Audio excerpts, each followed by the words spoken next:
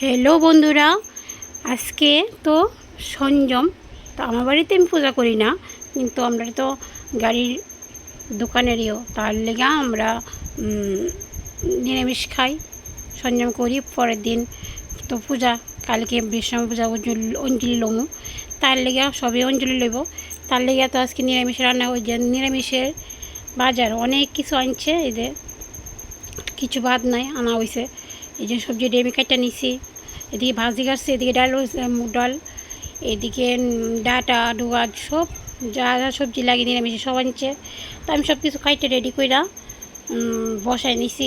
তেল কড়াইতে তেল দিয়েছি, আজকে নিরামিষ সবজি গরম করতে একটু বেশি তেল দিছি কড়াইয়ের মধ্যে, নাহলে তো আমরা তেলটা একটু কমই খাই।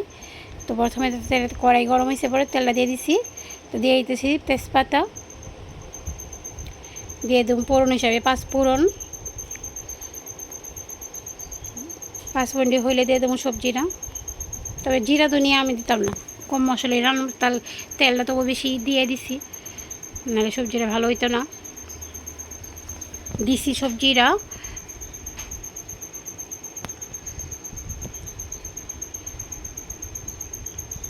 সবজিটা নাড়াচাড়া কইরা হলুদ আর নুন, পরিমাণ মতো নুন আর হলুদ দিয়ে দিব,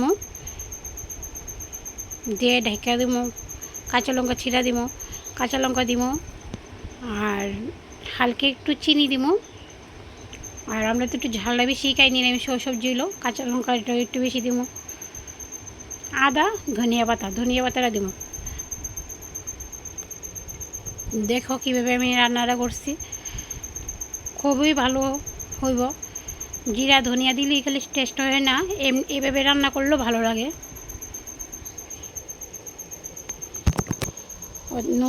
নুন দিয়া হলুদ দিয়ে দিছি, দিয়ে নাড়াচাড়া কইরা ঢাইকা দিয়ে দেবো। আজকে আমার মেনুতে লাল শাক, নিরামিষ সবজি, ডাল, মুগ ডাল। আমি তো সবজিটা দিয়ে দিলাম, তারপরে চারি কচু ডোকা কাটতে মনে নাই, তারপর আবার কাটলাম, কাটতে আবার দিয়ে দিলাম, দিয়ে আবার লাড়াচাড়া করে ঢেকে দেবো। তা আমার মেনুতে ডাল, সবজি, নিরামিষ সবজি এটা আর কি, আর কারকুল ভাজি, লাল শাক, করলা কুমড় সিদ্ধ করে মাখা, এতটুকুই আইটেম ওখানে রান্না। রাত্রে তো আবার আছে, এই যে কাঁচা লঙ্কা আমি অনেকটি দিয়ে দিছি, কারণ আমরা লঙ্কাটা একটু বেশি খাই।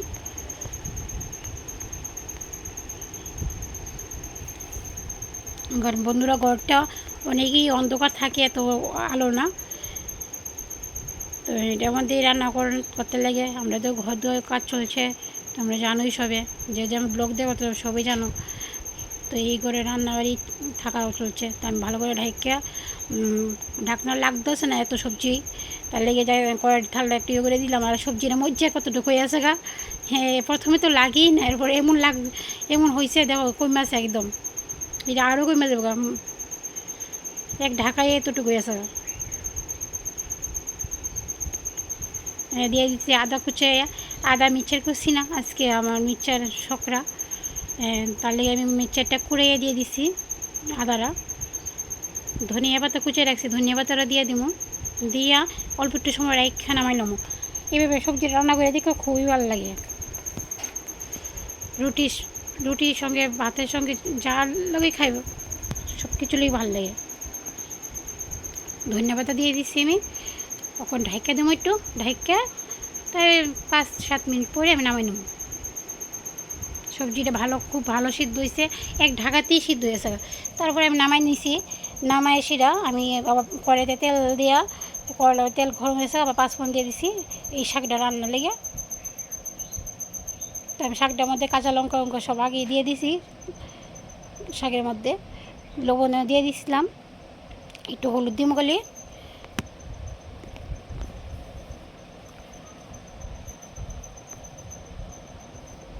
ফোড়নটা যে টাইমে ভালো করে হইব, গন্ধ বেরিব, এই টাইমেই শাকটা দিতে লাগবো।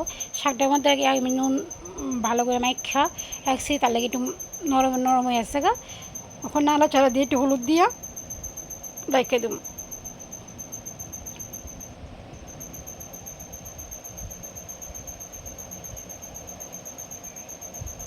আর বন্ধুরা কার কার বাড়িতে বিষ্ণু পূজা করো কমেন্টে জানাইও। আমার বাড়িতে তো পূজা করি না, আর এমনি আমার বাড়ি নাড়াচাড়া, আর আমরা এমনি পূজা করি না, প্রত্যেক বছরই অন্যখানে ভোগ দিই আর অঞ্জলি লই, নিরামিষ খাই।